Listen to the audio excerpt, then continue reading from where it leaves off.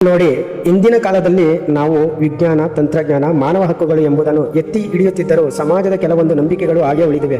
ಅಂತಹ ಒಂದು ನಂಬಿಕೆ ಎಂದರೆ ಗಂಡ ಸತ್ತ ನಂತರ ಮಹಿಳೆಯು ಕುಂಕುಮ, ಬಳೆ, ಮಾಂಗಲ್ಯ, ಒಳ್ಳೆಯ ಬಟ್ಟೆಗಳು ತೊಡಬೇಕಾಗಿಲ್ಲ, ಅವಳ ಜೀವನ ಮುಗಿತು ಎಂಬ ದೃಷ್ಟಿಯಿಂದ ನೋಡಲಾಗುತ್ತದೆ. ಈ ಪದ್ಧತಿ ಮಹಿಳೆಯ ಆತ್ಮಸ್ಥೈರ್ಯವನ್ನು ಮುರಿಯುವುದು ಮಾತ್ರವಲ್ಲದೆ ಆಕೆಯ ಮಾನವೀಯ ಹಕ್ಕುಗಳನ್ನು ಕುಂದಿಸುತ್ತದೆ. ಈ ವಿಧವೆಯ ಪದ್ಧತಿಯ ಇತಿಹಾಸ ಮತ್ತು ಮೂಲ ಯಾವುದು ಎಂದರೆ, ಪಿತೃಸತ್ವದ ಸಮಾಜದಲ್ಲಿ ಪುರುಷನನ್ನು ಕುಟುಂಬದ ಕೇಂದ್ರವಾಗಿ ನೋಡಲಾಗುತ್ತಿತ್ತು. ಹೆಣ್ಣು ಮಕ್ಕಳನ್ನು ಪತಿಯ ಆಸ್ತಿಯೊಂದೇ ಅವಳ ಜೀವನ ಉದ್ದಕ್ಕೂ ಪತಿಯ ಸುಖ ದುಃಖಗಳೊಂದಿಗೆ ಜೀವನ ಮಾಡಲಾಗುತ್ತಿತ್ತು. ಪತಿ ಇರುವವರೆಗೂ ಅವಳು ಸೌಭಾಗ್ಯವತಿ, ಅವನು ಸತ್ತ ಮೇಲೆ ವಿಧವೆ. ಇದು ಎಷ್ಟರ ಮಟ್ಟಿಗೆ ಸರಿ ಯೋಚಿಸಿ ನೋಡಿ. ಹಿಂದಿನ ಕಾಲದಲ್ಲಿ ಸತಿ ಪದ್ಧತಿ ಎನ್ನುವ ಒಂದು ಕ್ರೂರ ಪದ್ಧತಿ ಇದ್ದದ್ದು ಎಲ್ಲರಿಗೂ ತಿಳಿದಿದೆ. ಗಂಡ ಸತ್ತರೆ ಹೆಂಡತಿ ಕೂಡ ಶವದ ಜೊತೆಗೆ ಬೆಂಕಿಗೆ ಹಾರಬೇಕೆಂಬ ಪದ್ಧತಿ. ಈ ಪದ್ಧತಿಯೂ ಸಹ ಅಂತೆಯೇ ಹೆಣ್ಣಿನ ಅಸ್ತಿತ್ವವನ್ನೇ ಅವಳ ಗಂಡನ ಮೂಲಕ ನೋಡಿದ ದೃಷ್ಟಿಕೋನದಿಂದ ಬಂದದ್ದು ಎಂದು ಹೇಳಲಾಗಿದೆ. ಗಂಡ ಸತ್ತ ಬಳಿಕ ಹೆಣ್ಣು ಮಕ್ಕಳು ತೀವ್ರ ದುಃಖದಲ್ಲಿರುತ್ತಾರೆ. ಆದರೆ ಈ ದುಃಖವನ್ನು ಶೋಷಿಸುವ ವ್ಯವಸ್ಥೆ. ಇದೀಗ ನೀನು ವಿಧವೆ ಆಗಿರುವೆ, ನೀನು ಕುಂಕುಮ, ಬಳೆ, ಮಾಂಗಲ್ಯ ಯಾವುದು ಹಾಕಬಾರದು ಎಂಬ ನಂಬಿಕೆಗಳು ಈ ದುಃಖನ ಸಮಯದಲ್ಲೇ ಆಕೆಯ ಮನಸ್ಸನ್ನು ಮತ್ತಷ್ಟು ಕುಗ್ಗಿಸುತ್ತದೆ.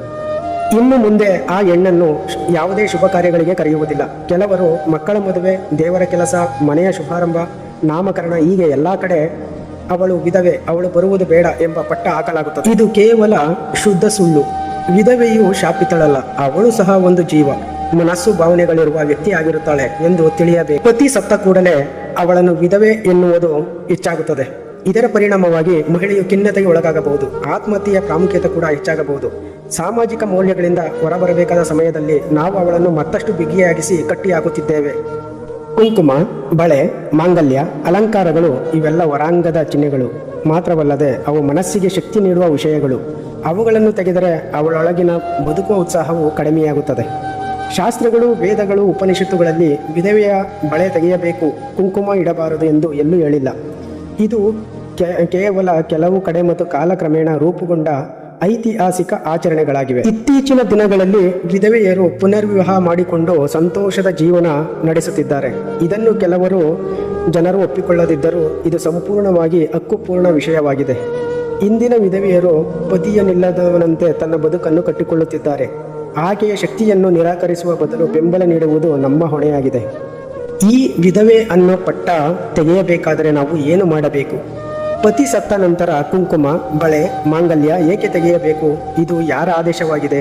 ಧಾರ್ಮಿಕತೆಯೇ ಎಂದು ಪ್ರಶ್ನೆ ಮಾಡಬೇಕು. ವಿಧವೆಯನ್ನು ಒಬ್ಬ ವ್ಯಕ್ತಿಯಾಗಿ ನೋಡೋಣ. ಅವಳಿಗೂ ಸಹ ಬಾಳುವ ಹಕ್ಕು ಇದೆ, ನಗುವ ಹಕ್ಕು ಕೂಡ ಇದೆ, ಹೊಸ ಕನಸು ಕಾಣುವ ಹಕ್ಕು ಇದೆ. ವಿಧವೆಯ ಬದಲು ಮಹಿಳೆ ಎಂದು ಕರೆಯೋಣ.